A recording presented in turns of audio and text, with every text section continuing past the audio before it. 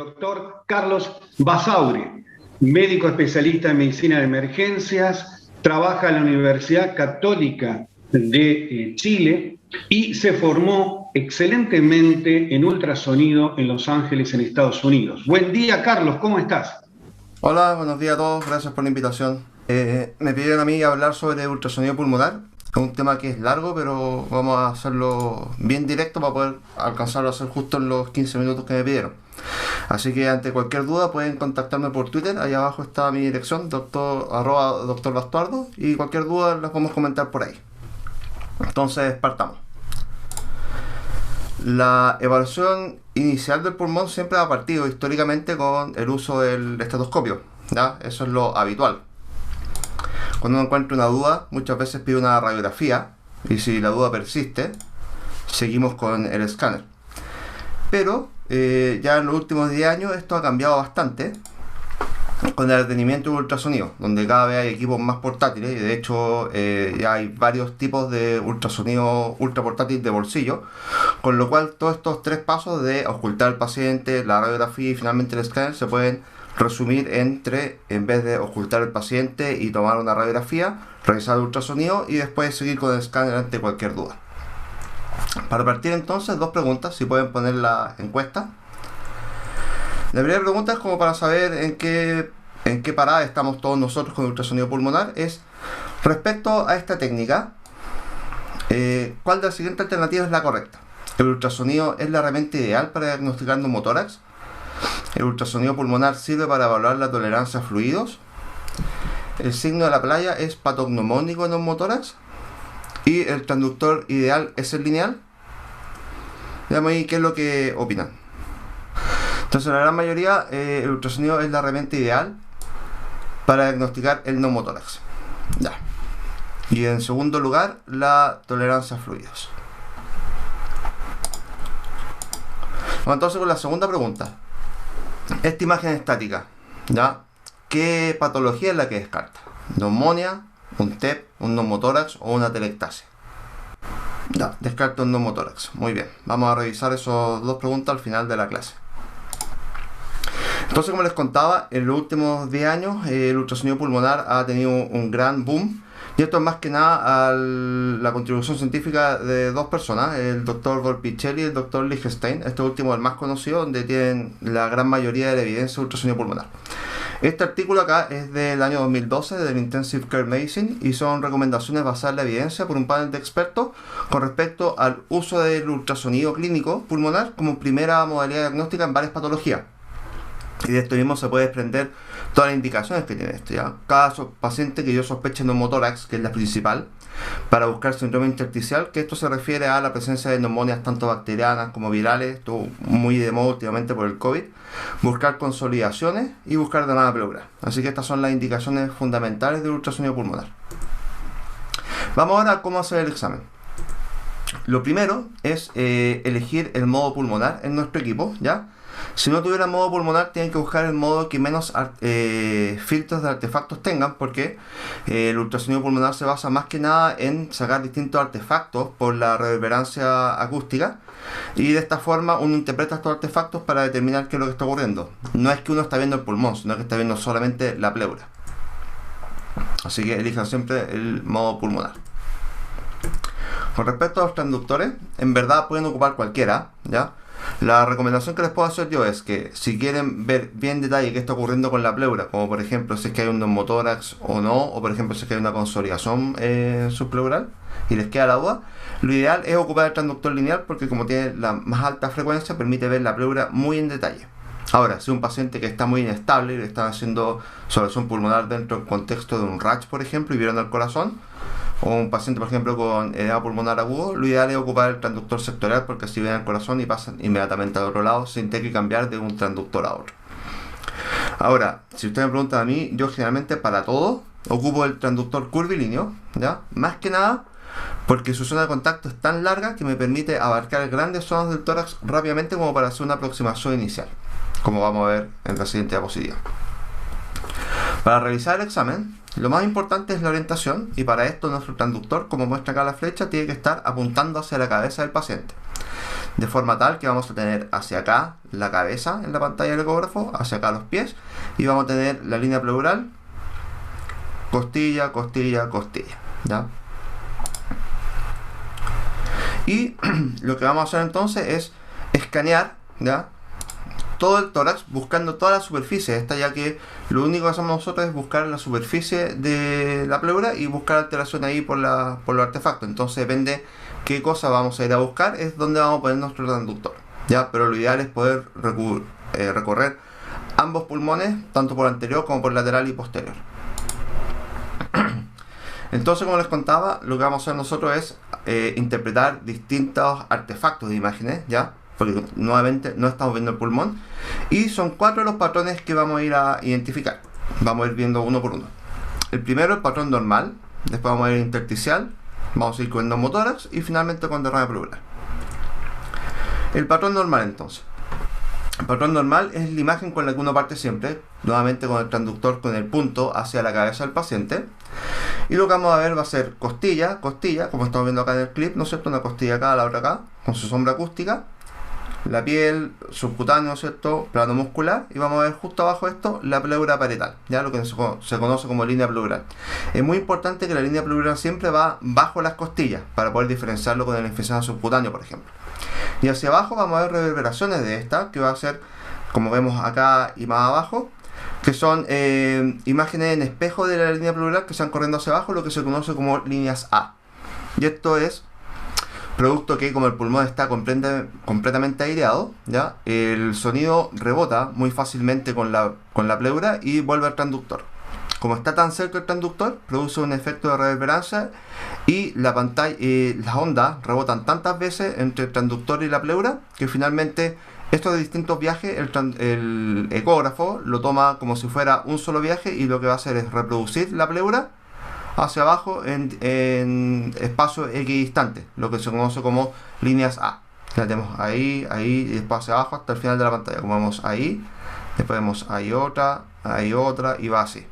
Entonces, cuando el pulmón está aireado y está normal, y ambas pleuras se encuentran indemnes, vamos a ver siempre un patrón de líneas A, ¿ya? Lo otro importante, como les decía, si las pleuras están indemnes, va a estar deslizándose una con la otra, y ese deslizamiento lo podemos ver acá también, ¿ya? Entonces, el patrón normal es la unión de dos cosas, ¿ya? Las líneas A con el deslizamiento pleural. Si tengo esas dos cosas, ese pulmón está normal. Y el ultrasonido es increíblemente eficaz en determinar esto, ¿ya? No tanto en las otras cosas. De hecho, la curva de aprendizaje para determinar esto es bastante corta, unos 10 estudios, no más que eso. Vamos ahora con el segundo patrón, el patrón intersticial. Aquí lo que ocurre es que el pulmón empieza ya a cambiar la densidad que hay dentro de los alvéolos. Ya no es aire, sino que empieza a haber algún tipo de fluido, que puede ser, por ejemplo, fluido secundario de infección, como pus, por ejemplo, en caso de las neumonias, o puede ser sangre en relación a una contusión pulmonar, o por ejemplo puede ser agua intersticial en contexto de edema pulmonar agudo, ¿ya?, o de estrés. Entonces lo que va a ocurrir es que esta reverberancia ya no se va a producir, porque la pleura, al tener un poco más de agua o de mayor densidad, va a permitir que las ondas de sonido puedan atravesar la pleura hacia el tejido pulmonar ya. Entonces, de esta forma lo que vamos a ver va a ser pequeñas reverberancias, ya muy pequeñas, que va a empezar la onda de sonido a chocar entre medio del aumento de la densidad que hay, que puede ser agua, cualquier tipo de fluido, y va a producir lo que vemos acá, que se llaman líneas B, que son todas estas que vemos acá hacia abajo. Las líneas B son unas líneas que son verticales y que llegan hasta el final de la pantalla, y esto lo único que nos indica es que hay un aumento de la densidad del intersticio. Por lo tanto, las líneas B las podemos ver en varias patologías, en edema pulmonar, en neumonía, en distrés respiratorio, en fibrosis pulmonar.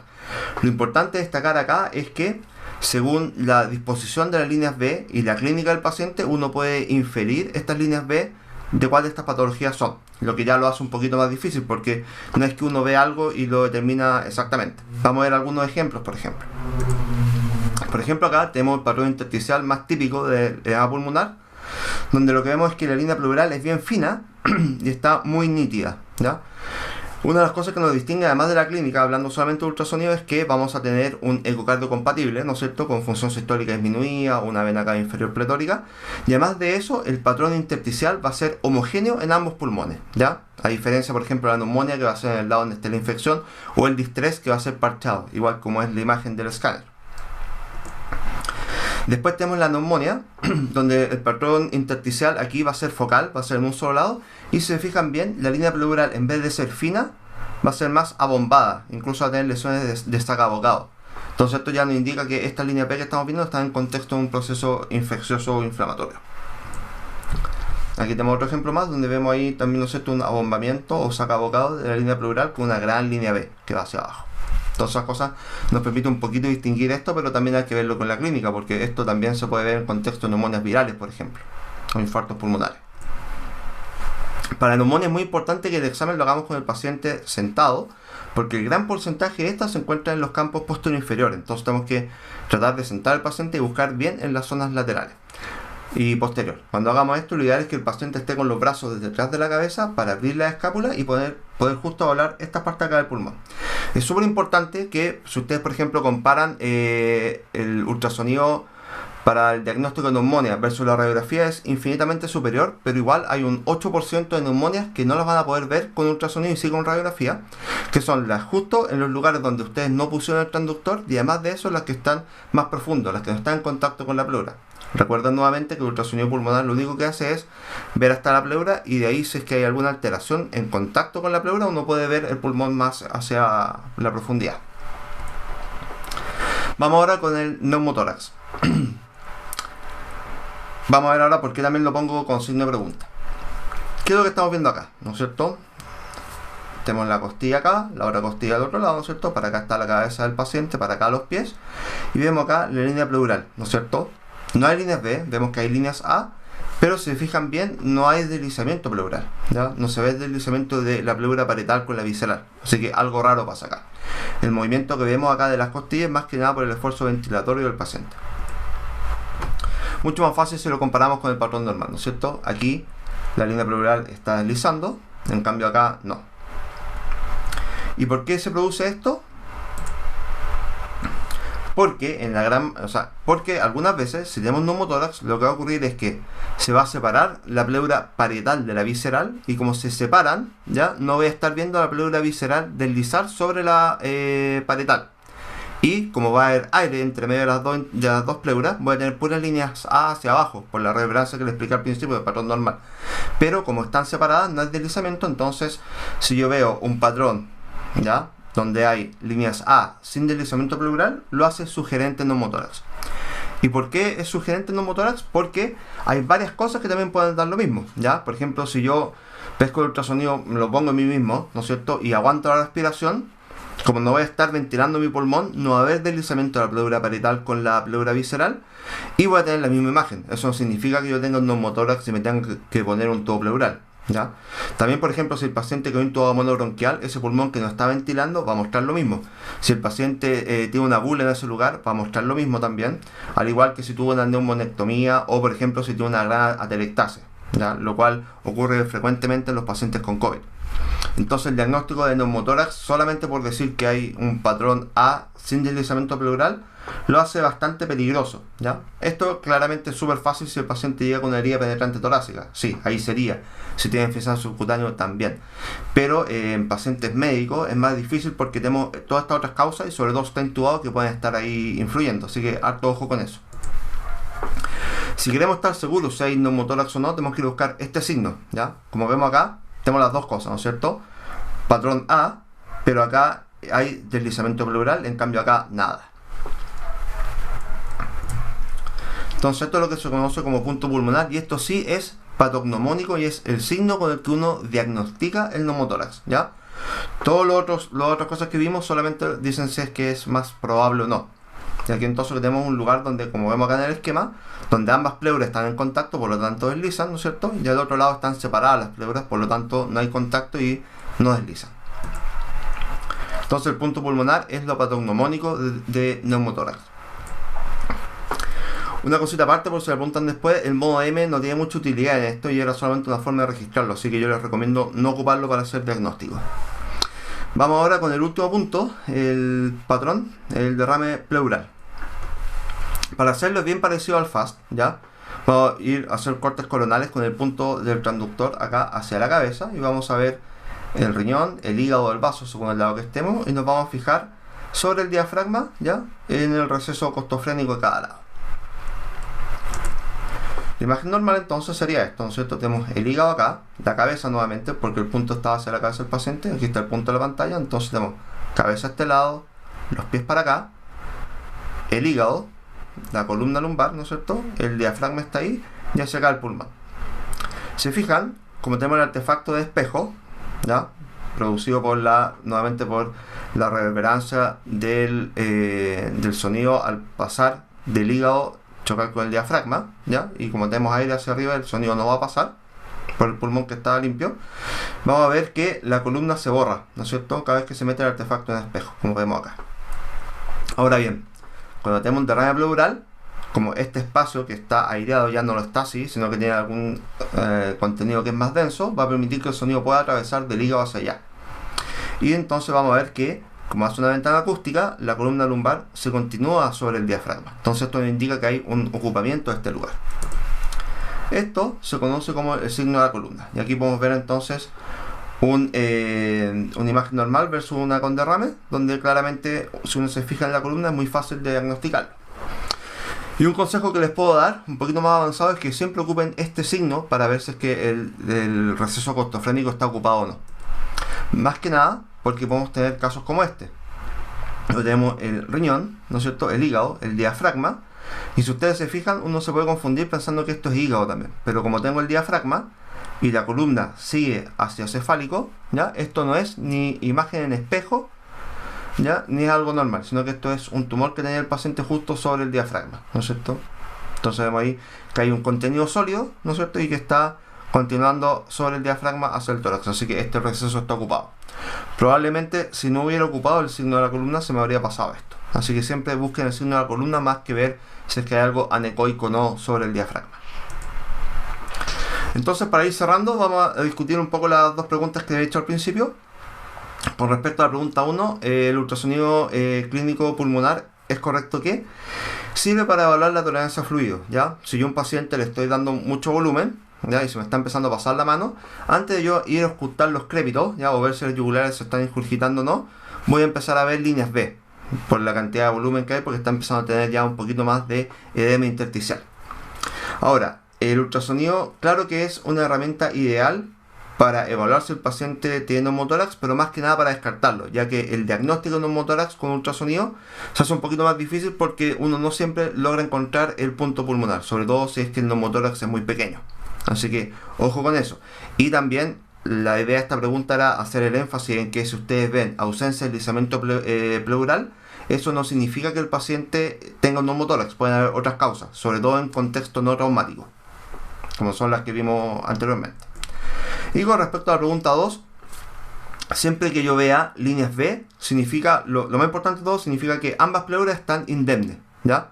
Porque si yo tuviera, por ejemplo, un pulmón muy congestivo con un neumotórax, como separo una pleura de la otra, no voy a poder ver qué está ocurriendo desde la pleura parietal hacia distal, no voy a poder ver el pulmón, porque como tengo esta separación de aire, voy a ver solamente de la pleura parietal hacia arriba, ya no voy a poder ver de la pleura parietal hacia abajo. Entonces voy a ver siempre líneas A hacia abajo sin deslizamiento. Entonces con esta imagen fija, si yo veo líneas B, lo más seguro que tengo es que no hay neumotórax. Nuevamente, el ultrasonido pulmonar permite descartar el neumotórax de manera fácil, ¿ya? Ocupando estos tipos de signos o buscando solamente el deslizamiento. Diagnosticar neumotórax es un poquito más complejo. Y finalmente, muchas veces uno cuando habla de ultrasonido pulmonar menciona el protocolo Blue, es un poquito más enredado, ¿ya? Y aquí uno lo tiene que repasar un par de veces como para poder hacerlo de manera más inconsciente. Pero más que nada lo que uno debería hacer siempre, como consejo, es que si mi probabilidad pretest es más elevada hacia neumonía, voy a buscar siempre, voy a evaluar el pulmón, ambos pulmones por las dos caras y teniendo especial énfasis en ver hacia los campos posteriores, ¿ya? Si yo sospecho que es neumotórax, voy a buscar bien por anterior, ¿ya? Y si sospecho que es derrame pleural, voy a buscar con el paciente acostado por ambos flancos, ¿ya? Esto lo pueden buscar en otros lados, hay varios artículos y varias imágenes del protocolo Blue y les recomiendo que echen una miradita para que tengan más claro qué cosa uno puede ir a buscar. Pero por el tiempo lo vamos a dejar para más adelante. Así que eso sería todo y como les contaba, cualquier duda me pueden contactar por Twitter y ahí les puedo mandar más bibliografía o otro material si es que quieran. Así que muchas gracias. Vamos ahora con las preguntas, imagino. Para el doctor Basaure. Martín de Argentina dice, buen día, ¿qué ventajas puede tener la especificidad en el eco pulmonar versus la placa simple de tórax para diagnóstico de un neumotórax? Bueno, la principal ventaja es lo rápido que es, ¿ya? Tenemos que tener en cuenta que, bueno, depende del lugar donde uno trabaje. Por ejemplo, en el hospital público donde estoy yo, que es uno de los más grandes de Chile, no cuento con radios portátiles en la urgencia, ¿ya? Y si contáramos con eso, igual tampoco está en el reanimador y muchas veces hay que traerlo de un lugar a otro y eso demora. Versus que con ultrasonido tengo más sensibilidad y lo puedo ocupar inmediatamente y además de eso lo puedo repetir la cantidad de veces que yo quiera, sobre todo si estoy con duda o quiero ir evolucionando, haciendo seguimiento del paciente. Entonces, bajo ese punto de vista, es mucho mejor en todo sentido. Claramente va a haber algunos ejemplos donde la radiografía va a ser un poquito más específica, ¿ya? Pero en el artículo que les envié, esta recomendación de expertos que haga con nivel A, que la primera imagen, incluso para ver neumotórax pequeño, era el ultrasonido. Claramente ellos lo estaban comparando después con el escáner, que finalmente el escáner es el gold estándar para neumotórax, ¿no? Ahora, en la práctica es muy común que uno vea el neumotórax primero en ¿cómo se llama? En el ultrasonido que en la radiografía, ¿ya? Sobre todo en estos casos cuando llegan heridas penetrantes y uno tiene la duda si es que había algo o no y los deja un tiempo esperando, muchas veces el ultrasonido los pilla antes, ¿ya? Y por último, para comentar también, dentro de este mismo artículo también comentaba que, por ejemplo, la radiografía de tórax supina expiración prolongada, o sea, expiración máxima, tampoco tiene mucho rol versus la radiografía normal para buscar el neumotórax, así que también es importante eso, que lo hace más simple. Radiografía de tórax yo ocuparía el neumotórax solamente si que tengo la sospecha ya en un paciente donde clínicamente creo que tiene neumotórax y ultrasonido me da un poco equívoco porque tenga enfisema subcutáneo o algún otro problema. Pregunta para Carlos Brenda, dice, ¿hay un lugar anatómico específico para localizar nuestro traductor para buscar un patrón en el pulmón? Depende, para neumotórax si es grande lo van a ver en cualquier lado, mientras más grande más lateral va a estar hacia los lados, porque acuérdense que cuando yo sospecho un neumotórax, si tengo el paciente en decúbito, el aire va a ir hacia las partes más anteriores del tórax, entonces según la conformación del tórax del paciente, tienen que poner el transductor en el lugar que sea más alto, ¿ya? Visto el paciente desde el lado. Eso para el neumotórax. Si el neumotórax es muy grande, va a ir ocupando cada vez de los espacios superiores, cada vez va a ir más hacia los inferiores. Entonces van a ver el neumotórax mucho más por un plano coronal, ¿ya? Como llegando a línea axilar media, posterior incluso, si es que fuera muy grande. Para derrame pleural, como el líquido se acumula hacia las bases, lo ideal es que con el paciente en decúbito, poner el transductor igual en la misma zona donde ven el FAST para ir a mirar hacia, cambiar el ángulo de insonación hacia la columna, ¿no es cierto? Subir ese cefálico y por los recesos costofrénicos, en ese lugar deberían buscar el derrame. Mientras más grande el derrame, con el paciente acostado va a ir cada vez más hacia ventral, ¿no es cierto? Más hacia arriba, ¿no es cierto? Y más hacia la cabeza, más hacia cefálico. Y para neumonía, lo más importante de todo es que tienen que buscar siempre, como lo mostré en el video, en los campos posteriores, porque la gran mayoría de las neumonias se encuentran en las zonas posteriores. Entonces, si ustedes no buscan ahí, van a pasar de largo la neumonía. Es importante que la desventaja que tendría el ultrasonido en todas estas cosas es que yo voy a ver cualquier alteración donde yo ponga mi transductor, versus la radiografía y el escáner que pueden ver el pulmón por todas sus caras, ¿ya? Entonces es muy importante que para yo tener una buena sensibilidad, especificidad, un buen rendimiento de esta técnica, tengo que barrer el pulmón completamente de arriba abajo, por lateral, por posterior. Es como si yo estuviera haciendo un escáner, pero con el ultrasonido. Carlos, acá Luis pregunta con respecto al tema si el hecho de evaluar el estado físico y ante la comparación del ultrasonido en el diagnóstico de neumotórax comparado con la placa, ¿no sería mejor realizar la placa de tórax? ¿Cómo, perdón? Sí, acá preguntan, evaluando o teniendo en cuenta el examen físico antes de hacer un ultrasonido en el diagnóstico de neumotórax, ¿no correspondería hacer el diagnóstico a través del interrogatorio, el examen físico y una placa convencional? Lo que pasa es que el problema es que si el neumotórax es pequeño no lo van a ver con la radiografía y lo van a ver antes con el ultrasonido. Entonces, ¿para qué dejarlo con un... ¿cómo se llama? ¿Para qué realizar un examen que igual si tengo ultrasonido al lado tiene mejor sensibilidad y especificidad? Entonces no tiene mucho sentido ocuparlo. Ahora, distinto sería si por ejemplo un paciente politrauma está estable y yo encuentro que por algún otro motivo va a necesitar un escáner. Ahí no tiene sentido tanto hacerle el ultrasonido porque el escáner me va a dar toda la información que necesito. Versus la radiografía encuentro que no tiene tanto. De hecho, si uno trabajara en un lugar donde los estudios pudiera dejarlo registrado en el registro clínico del paciente, las imágenes, todo, con la pura radiografía se está todo el mundo, o sea, con la pura ecografía, se está todo el mundo al tanto de cómo realizar la técnica, podrían quedar solamente con ese tipo de imágenes para el neumotórax. Gracias, Carlos. Carlos, ver la pregunta, ¿hay alguna otra patología que podría dar punto pulmonar sin neumotórax? Sí, existe. Ya, hay un reporte de caso y después yo estoy averiguando, pero nadie me pudo contestar bien.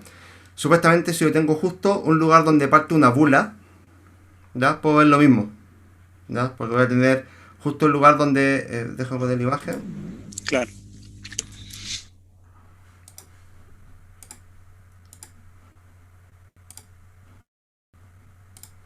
Si te parece, mientras que va, ahí está la más. Ahí está. Perfecto. Entonces, claro, por ejemplo, imagínense que aquí en vez de neumotórax sea la bula en este lado, ¿ya? Entonces voy a tener, claro, justo el lugar donde desliza y después donde está la bula voy a tener lo mismo. ¿Ya? Perfecto. No va a deslizar. Entonces puede producir ese problema. Perfecto, muchas gracias, Carlos. Si les parece, Darío, vamos a ir ingresando ahora a los panelistas. Perfecto. También que hay acá con respecto a este, empezamos, si se me permite, con Carlos Orellano. ¿Podemos utilizar el ultrasonido para hacer diagnóstico de neumonía? Sí, es una de las herramientas diagnósticas que tenemos para poder hacer el diagnóstico de neumonía. Hay que recordar que, como lo dijo Carlos, en el casi arriba del 90% de las neumonías las podemos encontrar en la parte posterior, y es donde si tenemos la duda o tenemos la sospecha clínica, podemos utilizar. Generalmente hay un punto que se llama el punto PLAPS, que es la prolongación de la línea axilar posterior alrededor entre la 10ª y la 12ª costilla de ambos lados, y ahí podemos encontrar principalmente dos patrones. Puede ser una consolidación no translobar y otra que se llama la translobar, en la cual en la no translobar vamos a encontrar un signo que le han llamado fractal, en la que nosotros podemos determinar, debido a que hay una confluencia de tejido consolidado y tejido que tiene tejido normal, entonces vamos a encontrar áreas que son de bordes irregulares, que solo para que hagan una idea, hace una imagen como si fuera una cascada, pero con los bordes no regulares. Entonces eso es una de las características que podemos tener en la que se ha llamado las no translobares, y en las que son translobares lo que vamos a encontrar básicamente es un patrón de consolidación de hepatización. Entonces es una forma muy clara de determinar si podemos encontrar o no un patrón de consolidación, y que nos va a dar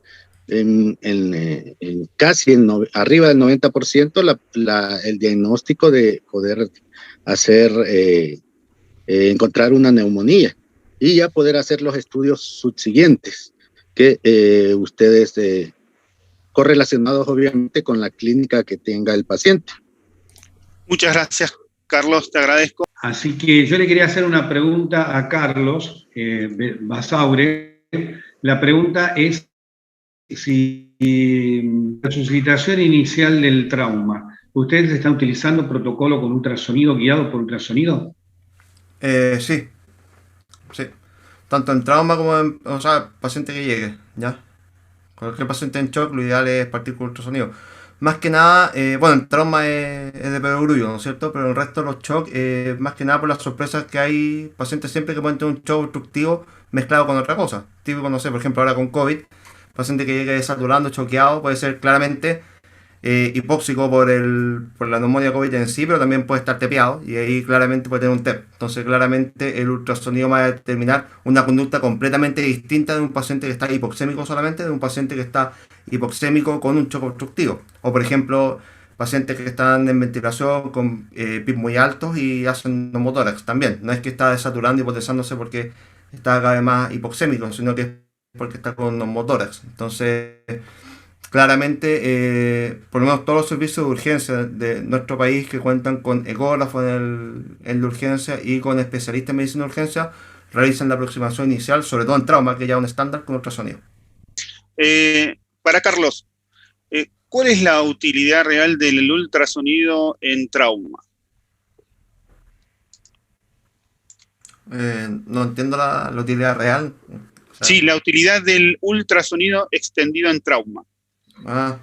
o sea, cualquier paciente que no, si me llega un paciente con trauma con tos abdominal en shock, claramente no puedo ir a SCAN, no tengo cómo saber cuál es la causa del shock y el ultrasonido es la opción que me queda versus hacer un procedimiento invasivo que es la punción peritoneal diagnóstica. Entonces, yo creo que con eso se respondería la pregunta. Imagino se refiere a eso. Bien, perfecto. Sí, yo quiero agregar algo y a lo mejor también lo puede agregar Carlos Orellana o Nelson Lanca. Yo creo, así como decíamos en el módulo anterior, que me ha cambiado 100% la reanimación en la RCP utilizando el ultrasonido. Yo pienso que en el trauma hay un antes y un después del ultrasonido, porque realmente nosotros que hemos vivido, los que somos un poco más grandes, la incorporación del ECOFAS ha permitido tomar conductas importantes. Si el paciente tenía sangre en el abdomen, directamente lo llevábamos a quirófano y lo explorábamos.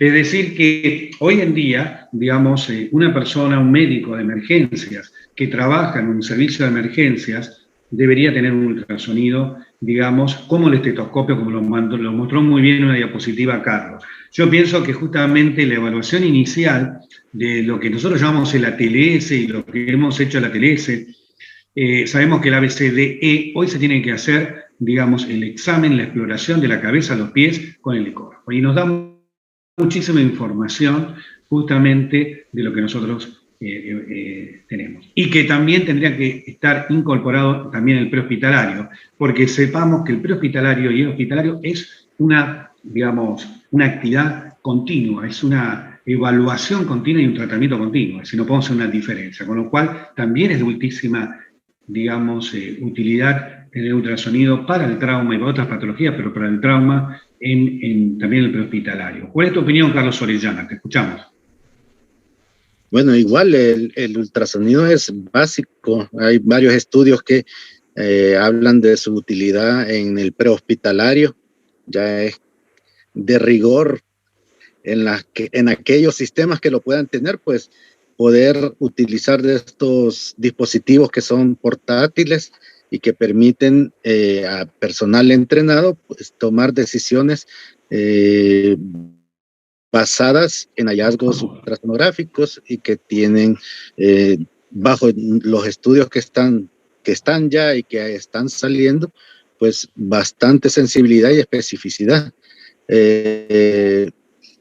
Por ejemplo, voy a tomar el caso de lo que tú conversaste, la vía aérea. Entonces, a un paciente que llega como el que tú mostraste, pues no solo podemos ver la vía aérea superior, podemos ver si el paciente tiene un neumotórax, podemos examinar, como decía Carlos, también la parte cardíaca, ver qué tan depletado de volumen está, Entonces son situaciones que nos pueden, a través de este dispositivo, de esta herramienta, pues darnos mucha información y guiar nuestras decisiones.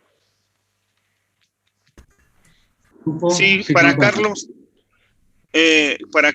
desde la experiencia en paciente politraumatizado, ¿cuánto tiempo se tarda en la realización del protocolo RUSH para identificar la causa del shock hipovolémico?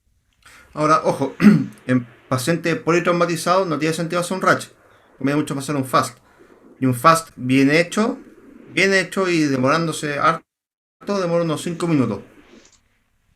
¿Ya? En realizarlo, porque acuérdense que en el FAST, apenas me sale una ventana positiva, se acabó el examen. Entonces, si por ejemplo estoy tramo con tos abdominal, que es la indicación perentoria, parto con Morrison, encuentro líquido positivo ahí, se acabó el examen. Es FAST positivo, paciente inestable, va a pabellón. Y se acabó. Entonces, puede durar muy poco y si uno a todas las ventanas, incluido después ver subsifoido, buscar toras de derrame pleural dentro del FAST extendido que va a haber estas causas pulmonares de choque hipovolémico, puede demorar, peor de los casos, unos 5 minutos, pero es bastante corto. Gracias, Carlos.